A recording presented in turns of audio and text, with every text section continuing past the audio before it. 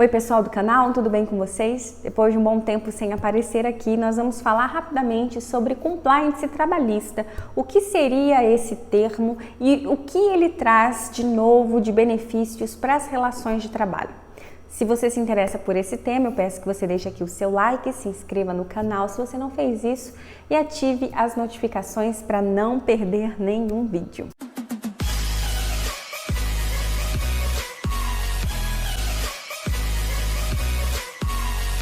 O compliance ou compliance aqui no Brasil. O que seria esse termo que está em voga atualmente, que é tão importante? De acordo com a língua portuguesa, o compliance ou compliance é um sistema de gestão, uma área ou uma disciplina que tem por finalidade a observância e a garantia do cumprimento de leis, regulamentos, bem como a conformidade de padrões éticos, de valores defendidos por determinada empresa ou instituição. Dentro do compliance, há responsabilidades de prevenção, detecção e correção de determinados problemas, determinados riscos que ocorrem. O compliance seria um dos princípios que estão dentro da chamada governança corporativa. Essa governança visa otimizar o desempenho de uma determinada empresa.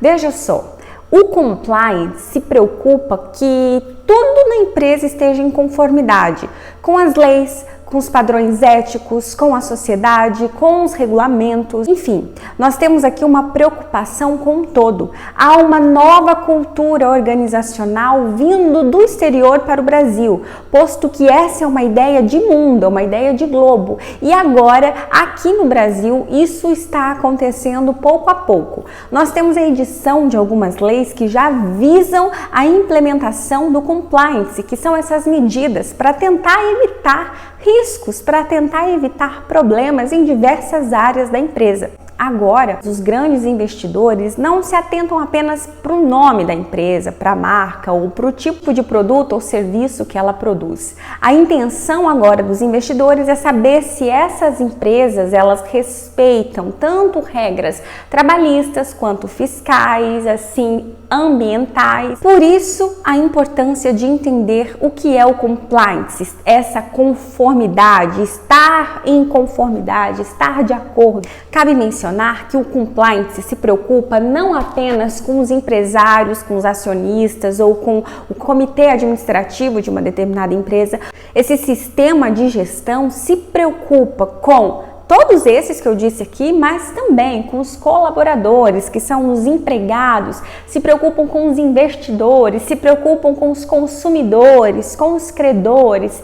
Há uma vasta gama aqui de pessoas a serem abarcadas por essas medidas de conformidade. Dentro do compliance, nós temos algumas situações aqui importantes. Por exemplo, o que se almeja é a transparência.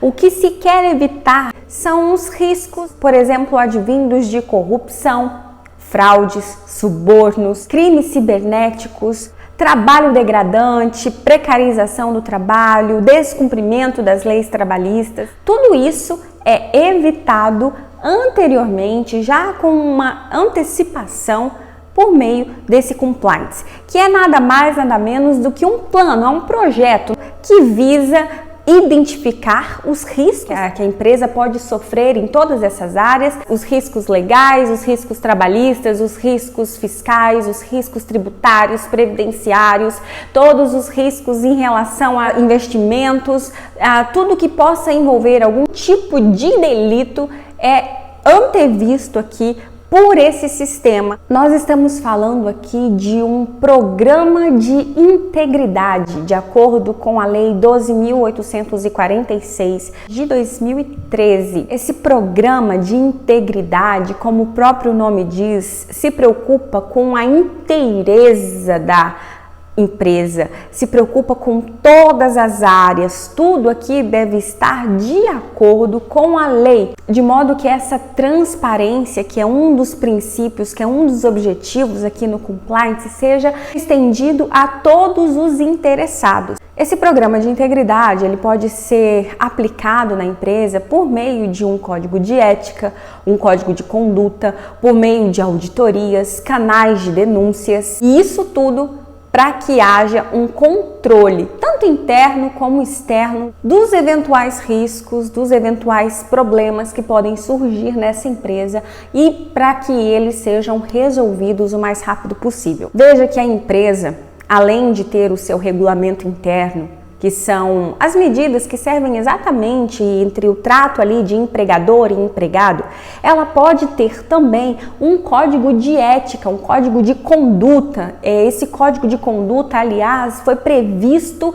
obrigatoriamente na Lei 13.303, que se aplicam às empresas públicas, sociedades de economia mista. Esse código de conduta traz ali consigo as diretrizes, os princípios, os valores que essa empresa defende e as penalidades que serão aplicadas àqueles que descumprirem essas normas. Trata-se aqui de uma lei da empresa, criada pela empresa, que deve ser observada sob pena de sanção. Veja que o compliance pode trazer também para dentro da empresa as auditorias, que podem ser feitas tanto por uma equipe da própria empresa, quanto de uma equipe externa à empresa que vai averiguar se os princípios, os valores estão sendo observados, se as leis estão sendo cumpridas. Cabe mencionar que, por exemplo, há leis, até uma recente lei de licitação, a Lei 14.133, previu que nas contratações de obras e serviços de grande vulto, de grande valor,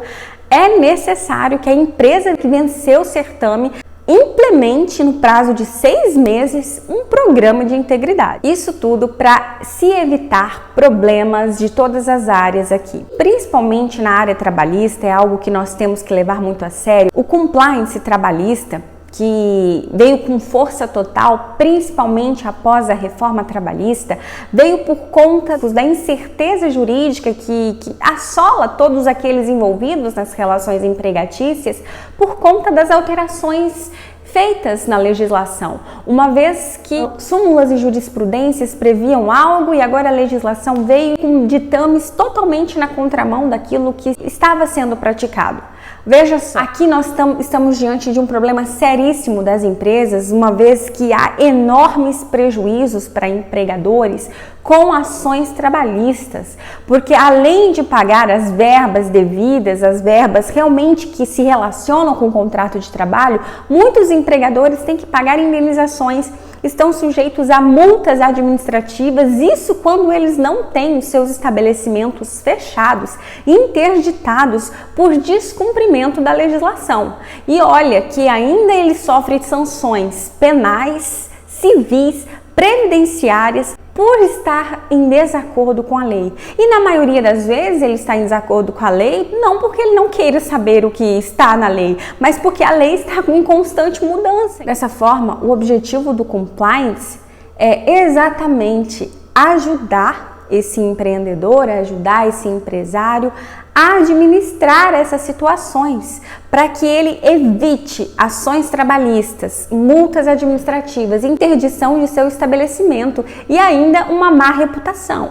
Porque quando uma empresa não age de acordo com as leis trabalhistas, ela acaba carregando consigo uma marca, uma mancha aqui e no exterior, o que impede que investidores aportem aqui o seu capital e essa empresa deixa de se destacar. Algumas medidas que podem ser tomadas para a efetivação desse compliance, desse programa de integridade dentro das empresas, é a implantação do código de ética e de conduta, treinamento dos empregados para que hajam de acordo com aquilo que foi pré-estabelecido. Nós temos também a realização de auditorias, como dito, e os canais de denúncias. Essas denúncias têm que ser sigilosas, para que aqueles que forem apontar os erros, as falhas ou os riscos que essas empresas correm possam realmente ter liberdade para contar, para expor o que está acontecendo. Na área trabalhista, nós podemos ver que esses canais de denúncia são importantíssimos para coibir assédio moral, assédio sexual, práticas de suborno, práticas anticoncorrenciais. Tudo isso pode ser evitado se houver um canal de denúncia efetivo e sério. Com a globalização, muitas empresas têm optado por colocar as suas filiais em países onde a mão de obra é mais barata e onde as leis trabalhistas e onde a carga trabalhista é menos exigente. Nesses lugares, geralmente, há uma precarização do trabalho, as pessoas estão laborando de forma degradante.